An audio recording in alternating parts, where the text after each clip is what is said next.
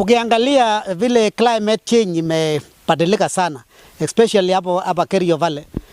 Unajua kuna benefits ambaye tumepata. Sasa zingine imenyesha mvua kubwa na juzi mvua imekataa kukuja. Lakini mbuzi kwa sababu hakuli chakula mingi sana, hata wakati hakuna chakula nyingi, mbuzi anakula hata matawi. So mbuzi sio ngumu sana kumanage.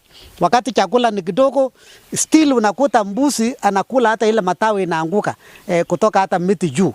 Kila mama, aswa mama mwenye pato wako na watoto wadogo, chunga mbuzi, kwa sababu mbuzi inasaidia mtoto hata kuwa mgonjwa.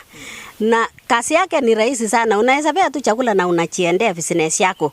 Jioni unakuja kukamua na unatumia maziwa.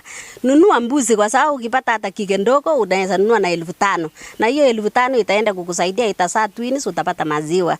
So dairy goats inashinda hata ng'ombe.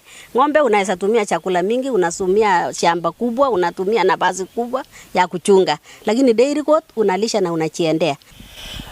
Usuri ya mbuzi inafanya haraka, yani inachukua katika mwaka mmoja inaweza saa mara 2. Alafu ile kitu ya maana kwa Kelcop ina improve nutrition kwa households. Maziwa ya mbuzi tunajua vile iko very nutritious. Na sometimes hata ni dawa.